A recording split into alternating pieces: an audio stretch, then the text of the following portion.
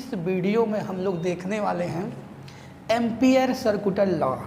तो देखें, हम लोग बायो सावर्ट लॉ पढ़ चुके थे और उसका एप्लीकेशन पढ़ चुके थे। अब हम लोग पढ़ेंगे एम्पियर सर्कुलर लॉ।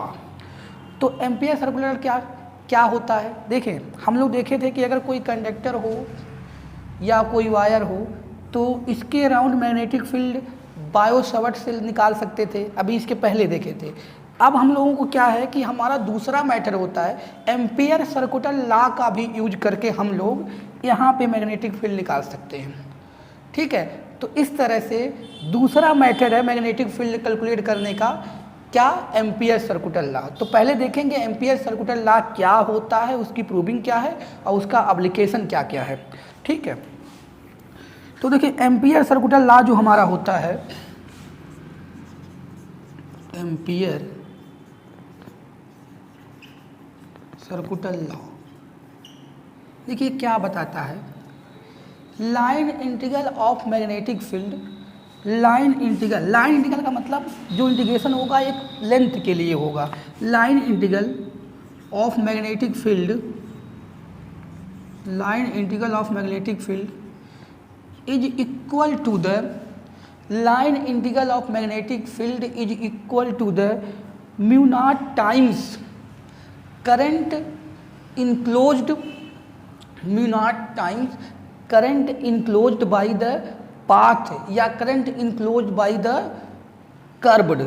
मतलब जो उसमें करंट इनक्लोज होगा उसी के कितना होगा, म्यू नॉट टाइम्स आई। अब देखो यहाँ जो आई लिया जा रहा है ये होता है आपका एम्पियर सर्कुलर लॉ। यहाँ जो आई लिया जाता है वहाँ नेट करंट लिया जाता है। जैसे देखें, अगर मान लीजिए आपके पास एक वायर है, ये वायर है, इसमें करंट जा रही है आई, तो अगर हम लोग इसके अराउंड मान लीजिए एक कर्व बना लें, एक लूप बना लें, सर्कुलर लूप बना लें या कर्व बना लें, कह दीजिए कर्व ड्रा करें, तो इसमें कौन सी करंट इनक्लोज हुई? आई। तो उसके लिए तो ये चीज़ आप अप्लाई कर सकते हैं, इसमें एक ही करंट इनक्लोज हो रहा है।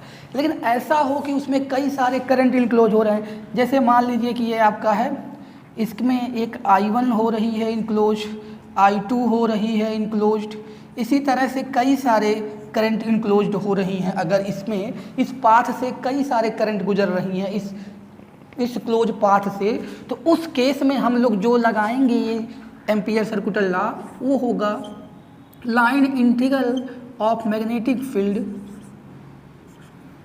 Equal to mu naught times sigma I. ध्यान दीजिएगा यहाँ पे क्या लिख दिया गया, समेशन आई, सिग्मा आई लगा दिया गया।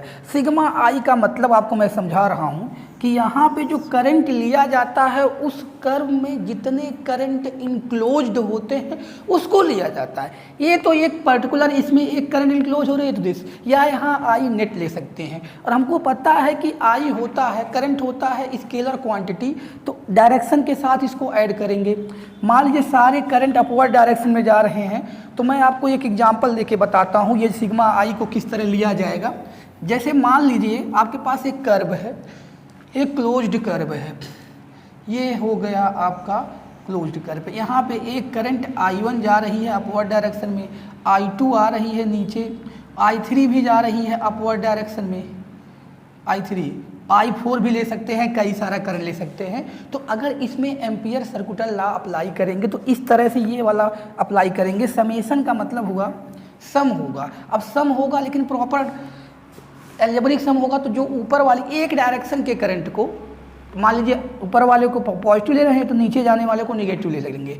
तो किस तरह से यहाँ पे अप्लाई करेंगे, तो यहाँ पे होगा B dot DL mu naught I का सम, I1 को प्लस ले लीजिए, ऊपर जा रहा है, I1 ऊपर जा रहा है और I3 जा रहा है, इनको प्लस ले लिया जाए। जो नीचे जा रहा है I2 उसको क्या ले लिया जाए, माइनस। तो थोड़ा ध्यान से देखिएगा प्लस है या माइनस है, ठीक है। तो ये इस तरह से ये हो जाएगा। जो करंट ऊपर जा रही है उसको क्या कर दिया गया, प्लस ले लिया गया, और जो नीचे जा रहे थे माइनस। तो इस तरह से यहाँ पे अप्लाई करेंगे अगर मोर देन वन करंट होगा। और जो करंट इसके बाहर है, मान लीजिए एक करंट यहाँ पे I4 दे दिया जाए, तो I4 से इसके अंदर इस वायर में मैग्नेटिक फील्ड कोई इफेक्ट नहीं पड़ेगा, क्योंकि जो करंट इसके अंदर इंक्लोज्ड होगी वही लिया जाएगा। बाहर वाले करंट से इसके मैग्नेटिक फील्ड पे कोई इफेक्ट नहीं पड़ेगा। तो ये तो था एम्पियर सर्कुलर लॉ, इसकी डेरिवेशन क्या होगी कैसे देखेंगे। और एक बात और बता दिया जाए, ये जो एम्पियर सर्कुलर लॉ होता है मैग्नेटिज्म में, ये एनालॉगस होता है गॉस थ्योरम किसमें, इलेक्ट्रोस्टैटिक्स में एनालॉगस होता है। जिस तरह हम लोग इसका यूज करके मैग्नेटिक फील्ड किसी कंडक्टर के अराउंड निकाल रहे हैं, उसी तरह गॉस थ्योरम, अरे आपने पढ़ा होगा इलेक्ट्रोस्टैटिक्स में गॉस थ्योरम।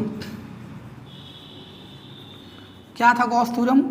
वहाँ पे था सरफेस इंटीग्रेशन E.dA किसके इक्वल था, Q/ε0। वहाँ पे टोटल चार्ज लिया जाता है, total charge enclose in the surface लिया जाता था दिस। तो ये दोनों एक दूसरे के एनालॉगस हैं। ये मैग्नेटिक फील्ड में निकाला जाता है, इससे मैग्नेटिक फील्ड निकाल सकते हैं, इससे इलेक्ट्रिक फील्ड निकाल सकते हैं। तो आप ये ध्यान दीजिएगा, ठीक है। तो अब आगे बात करें, इसके डेरिवेशन की बात करें। ये जो आया है B.P. दिस, ये किस तरह डेरिवेशन होती है, इसके कैसे आता है, इसकी प्रूविंग की बात करें। तो हम लोग प्रूविंग करने जा रहे हैं।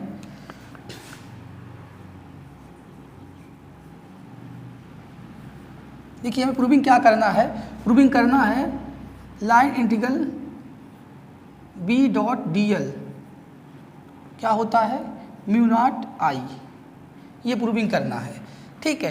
तो एक बात जान लीजिए, जब आपको पता है, आपने पढ़ा होगा वेक्टर में A.B, vector A.B equal to AB cos theta. तो यहाँ से अगर वेक्टर हटाएंगे, डॉट प्रोडक्ट है, तो इसको भी लिख सकते हैं क्या, B.dl cos थीटा, उसी का यूज करेंगे और देखेंगे। और यहाँ पे जैसे अगर हम इसको लिखना चाहें, और देखिए लिख सकते हैं ना, vector B.dl cos theta equal to μ0I, ये लिख सकते हैं। ये चीज़ इसको ऐसे भी लिख सकते हैं, अगर हम लोग ये वेक्टर हटा देंगे, अगर ये वेक्टर हटा देंगे, ये AB.dl हो जाएगा, वेक्टर यहाँ से हट जाएगा, ठीक है। तो इस तरह से हो जाएगा। अब हम लोग जब है इसको, जब हम लोग इसकी प्रूविंग करेंगे तो क्या लेंगे, देखिए ले रहे हैं हम लोग एक कंडक्टर ले रहे हैं, एक वायर ले रहे हैं, वायर, ये वायर है, इसके अराउंड हम लोग r डिस्टेंस पे एक कर्व ले रहे हैं, एम्पियरेंस सरफेस ले सकते हैं, इसमें करंट जा रही है। देखिए अब हम लोग जो है इसको सॉल्व करेंगे, इस चीज़ को इंटीग्रेशन B.dl को सॉल्व करके क्या लाना है, इसको सॉल्व करके हम लोग को μ0I लाना है, तो इसकी प्रूविंग हो जाएगी इसको सॉल्व करके। तो उसके लिए हमने क्या लिया, एक वायर लिया था, इसमें करंट फ्लो करवाया I। अब यहाँ पे हम लोग B और D के बीच में डायरेक्शन देखेंगे, कितना एंगल बन रहा है, क्योंकि अभी आपने इस तरह से देखा था कि AB cos थीटा होगी, ये B.dl cos थीटा होगा। तो थीटा देखने के लिए देखें, आपको पता है हम लोग इसको ऐसे देखते हैं, मैग्नेटिक फील्ड का direction, right hand thumb rule, current के डायरेक्शन में करो तो ये बताएगा मैग्नेटिक फील्ड, यानी यहाँ पे मैग्नेटिक फील्ड इनवर्ड जा रही है, तो यानी मैग्नेटिक फील्ड को इनवर्ड बना दिया। ये है मैग्नेटिक फील्ड, आपका DB का डायरेक्शन है, ये DB का डायरेक्शन कह सकते हैं, या B का डायरेक्शन कह सकते हैं, मैग्नेटिक फील्ड B का डायरेक्शन है। और DL की बात करें, DL कहाँ से लेंगे, इसी में छोटा सा करंट एलिमेंट लेंगे, करंट एलिमेंट, तो यहाँ पे DL ले लेते हैं, लेंथ एलिमेंट DL ले लिया। तो देखिए DL ये है और वो है, तो अगर दोनों के बीच का एंगल देखा जाए तो कितना होगा, देखिए किस तरह से, ये मैग्नेटिक फील्ड अंदर जा रही है और आपने यहीं पे छोटा सा लेंथ इसी पे लिया है, छोटा सा लेंथ, मान लीजिए ये जो है इतना मार्कर का, ये जो है ये इतना, इसका लेंथ लिए हो, देखो यार अगर दिख नहीं रहा है सही से तो बता रहा हूँ, ये मैग्नेटिक फील्ड जा रही है, आपने ये लेंथ लिया है, ये लेंथ, और जो लेंथ है ये लेंथ इसी पे ऐसे रखा गया है, लेंथ, यानी लेंथ की डायरेक्शन जो होगी DL वेक्टर DL उसी डायरेक्शन में जाएगा। देखिए DL ये ऐसे बना लीजिए, ये उसी डायरेक्शन में जा रहा है, मतलब ये क्या है आपका, ये है मैग्नेटिक फील्ड, और ये जो है एलिमेंट भी DL है, ये इधर दोनों का डायरेक्शन क्या है, सेम हो रहा है। ये DL का भी ऐसे बना लेते हैं, ये DL का भी, दोनों का डायरेक्शन सेम है, तो दोनों बीच का एंगल क्या होगा, 0। देखिए इस पर ऐसा सेटअप ही रहेगा कि मैग्नेटिक फील्ड और DL के बीच का एंगल जो आएगा, थीटा कितना आएगा, 0 डिग्री, 0 ही आएगा, क्योंकि वो जो लेंथ एलिमेंट लिया जा रहा है DL, वो उसी के अलोंग लिया जा रहा है यहाँ पे, और मैग्नेटिक फील्ड और वेक्टर मैग्नेटिक फील्ड और DL के बीच का एंगल कितना आएगा, यहाँ पे 0, तो यहाँ पे थीटा कितना आ जाएगा, 0। देखिए यहाँ पे भी देख सकते हैं, यहाँ पे क्या होगा, यहाँ पे देखिए इस तरह से आएगी तो मैग्नेटिक फील्ड बाहर निकल रही होगी, क्योंकि इधर इनवर्ड है, इधर इनवर्ड है मैग्नेटिक फील्ड, तो इधर आउटवर्ड होगा, तो मैग्नेटिक फील्ड इस तरह निकल रही होगी इधर। और इधर भी अगर एक लेंथ एलिमेंट ले लिया जाए dl, तो वही बात आएगी कि यहाँ पे भी dl और उसकी वैल्यू जो आएगी कितनी, 0। अब देखिए अगर dl और b का, dl को इधर और b को उधर लिया जाए तो 180 आ जाएगा, और कौन cos 180 -1 आएगा, तो निगेटिव में आने लगेगा, तो निगेटिव पॉजिटिव दोनों आ सकता है। लेकिन यहाँ पे हम लोग ले रहे हैं जो उसी के डायरेक्शन में हो, तो थीटा यहाँ क्या लेना है, 0। अब इसको सॉल्व करेंगे तो ये लिख सकते हैं इंटीग्रेशन, वेक्टर को हटा दिया जाएगा तो यहाँ पे इस तरह लिखा जाएगा, उस तरह से cos 0। देखिए क्या किया जा रहा है, इस फार्मूले का यूज किया है। वेक्टर में जब होता है, वेक्टर को हटाते हैं तो यहाँ पे cos थीटा लगता है, और थीटा यहाँ कितना है, 0 है। उसके बाद इधर इसको लिख रहे हैं थोड़ा सा। अब देखिए cos 0 हो जाएगा आपका, cos 0 1 हो जाएगा, हो गया। अब यहाँ पे देखिए b क्या है, कांस्टेंट है, बाहर ले लेंगे, dl बचा हुआ है, dl बचा हुआ है। अब हमको पता है यहाँ पे बायो-सैवर्ट्स लॉ से हम लोग क्या पढ़ चुके थे, मैग्नेटिक फील्ड किसी भी वायर की वजह से यहाँ पे क्या होता है, मैग्नेटिक फील्ड r डिस्टेंस पर करंट यहाँ पे जा रही हो I, r डिस्टेंस में मैग्नेटिक b क्या पढ़े थे, बायो-सैवर्ट्स से हम लोग मैग्नेटिक फील्ड का फार्मूला पढ़ चुके हैं, μ0/2π I/r या μ0/4π 2I/r। तो यहाँ से जो 2I/r होता है, 2 से 2 का यहाँ 4 होता है ना, देखिए फार्मूला ये भी पढ़े होगे यार, μ0/4π 2I/r अगर पढ़े होगे तो ये 2 से 2 काट कर ये हो गया। तो ये हम लोग यूज करेंगे बायो-सैवर्ट्स से जो मैग्नेटिक फील्ड यहाँ पे निकाला गया था r डिस्टेंस पे, μ0/2π I/r यहाँ पे पुट कर देंगे। तो यहाँ पे पुट करेंगे तो आ जाएगा वही आपका, देखिए इधर मैं लिख रहा हूँ, इसकी वैल्यू लिख रहा हूँ क्या, इस b की वैल्यू क्या होगी, μ0/2π दिख रहा है यार, ऊपर लिख देता हूँ, इसको हटाकर रुक जाइए, ऊपर लिखता हूँ, इस चीज़ फिगर को हटा देता हूँ, फिगर तो आप समझ गए होंगे, ये हटा रहा हूँ। देखिए यहाँ पे लिख रहा हूँ, यहाँ पे क्या है देखिए। अब इसके बाद यहाँ पे b की वैल्यू रखेंगे, b की वैल्यू क्या हो जाएगी, μ0/2π I/r, ये हो गई b की वैल्यू μ0/2π I/r, जो कि हम बायो-सैवर्ट्स लॉ से ही पढ़ चुके हैं इसके पहले। dl, इंटीग्रेशन dl का मतलब क्या होता है, उसका होल लेंथ जो आपने अभी ड्रा किया था, ये ड्रा किया था, इसका होल लेंथ क्या हो जाएगा, 2πr। तो r से r कैंसिल और 2π से 2π कैंसिल, तो क्या आ गया यहाँ पे μ0I। और ये किसकी वैल्यू हम लोग कैलकुलेट कर रहे थे, इसका, इसी का, तो यानी क्लोज इंटीग्रेशन b.dl किसके इक्वल आ गया, μ0I के। ये हो गई आपकी गॉस कह रहे हैं, ये एम्पियर सर्कुलर लॉ की प्रूविंग हो गई, μ0I के इक्वल आ गया क्या, इंटीग्रेशन b.dl। अब इसका एप्लीकेशन हम लोग देखेंगे कि क्या एप्लीकेशन इसका होता है, किस तरह से।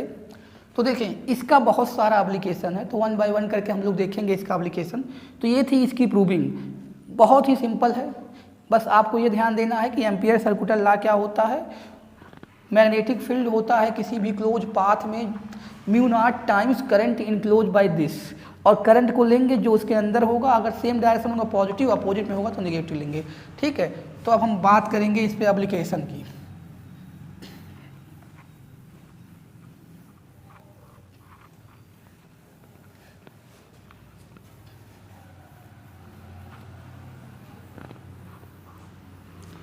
तो इसका हमारा पहला एप्लीकेशन है मैग्नेटिक फील्ड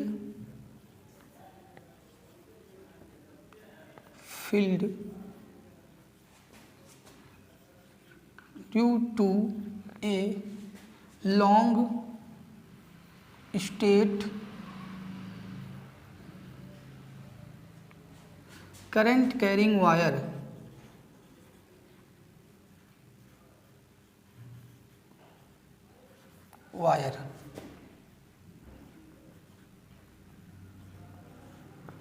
ठीक है। Magnetic field due to a long straight current carrying wire. आप देख लीजिए हेडिंग, और मैं आपको इसके नीचे बता रहा हूँ तो magnetic field due to current carrying wire या कंडक्टर कह सकते हैं। ठीक है, तो इसकी देखिए कैसे देखते हैं। इसके लिए एक आपका करंट कैरिंग कंडक्टर हो गया ये, ठीक है, और यहाँ पे कोई पॉइंट ले लेते हैं P, जिस पे हमें क्या निकालना है, मैग्नेटिक फील्ड निकालना है। जिस पे मैग्नेटिक फील्ड को क्या करना है, डिटरमाइन करना है r डिस्टेंस पे, यहाँ से इस वायर से r डिस्टेंस पे। देखिए हम लोगों ने, ये पॉइंट P है यार, हम लोगों ने वायर-सवर्त का यूज करके इस तरह के फार्मूला निकाले थे। अगर इनफाइनाइट लेंथ वायर होता है, magnetic field to straight current carrying infinite wire भी कह सकते हो, इसका लेंथ नहीं दिया है, इनफाइनाइट है, तो हम लोगों ने वायर-सवर्त से कैसे निकाला था। अगर इनफाइनाइट लेंथ वायर होता था तो इसका निकाला था B = μ0/4 पाई, दिख रहा है यार, I/r साइन थीटा φ1 या साइन φ2, इस तरह से देखो, दिख नहीं रहा होगा तो कोई उसकी दिक्कत नहीं, अंदर चला गया, साइन φ1 प्लस साइन φ2, और इसको दोनों को 90-90 रख दिया गया था, क्योंकि स्टेट अगर ये इनफाइनाइट होता है, थीटा ऐसे करके डेरिवेशन किए हो गए यार इस तरह से, किसमें, उसमें वायर-सवर्त में, लेकिन यहाँ पे कुछ और तरह से करेंगे और इससे इजली कर लेंगे। इसमें तो बहुत बड़ा डेरिवेशन गया था, तो यहाँ पे थीटा पहले 90 रखेंगे, क्योंकि ये ऐसे जो हो जाएगा 90 रखेंगे, तब ये फार्मूला निकल के आया था। थीटा वहाँ 90 रखने के बाद μ0/4 पाई 2I/r आया था। वही चीज़ हम लोग एम्पियर सर्कुलर लॉ से देखिए कितना इजली निकाल लेते हैं। तो देखिए, तो ये वायर मैं इधर थोड़ा बना देता हूँ ताकि यहाँ लिखने में दिक्कत ना आए। तो क्या था हमारे पास, एक था वायर, यहाँ पे दिख रहा है ना, एक वायर था ये, इसमें करंट आई जा रही थी, हमारे पास एक पॉइंट P है, यहाँ पे पॉइंट P है और P का जो डिस्टेंस है यहाँ से वो कितना है, स्मॉल r है, यहाँ का डिस्टेंस जो है स्मॉल r है, जिस पे हमें निकालना है क्या, मैग्नेटिक फील्ड, और ये इनफाइनाइट लेंथ वायर मान सकते हैं आप। तो देखिए अब इसी पे क्या होगा, एक क्लोज सरफेस लेंगे, एम्पीरियन सरफेस बोल सकते हैं, एम्पीरियन सरफेस, ये आपका एक क्लोज सरफेस लेंगे, इसे एम्पीरियन सरफेस भी बोल सकते हैं। अब इस पे आपको पता है कि यहाँ मैग्नेटिक फील्ड किधर जा रही है, वही बात है, इनवर्ड जा रही है, तो मैग्नेटिक फील्ड इनवर्ड बना लेंगे। ये dB लिखो या B लिखो यार, हम dB लिख देते हैं बार बार, तो यहाँ B लिख सकते हो, magnetic field B, magnetic field जो है B जा रही है इधर इनवर्ड। और अगर हम यहाँ लेंथ एलिमेंट लेते हैं dl, तो dl वेक्टर भी उधर ही रहेगा दोनों।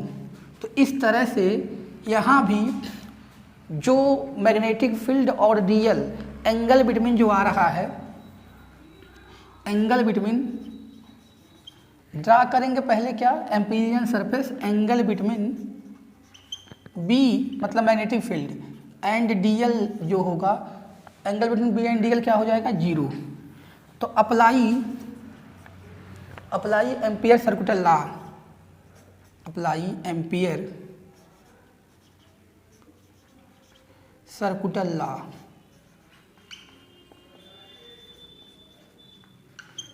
क्या होता है, line integral B dot dl, vector B dot vector dl equal to μ0I।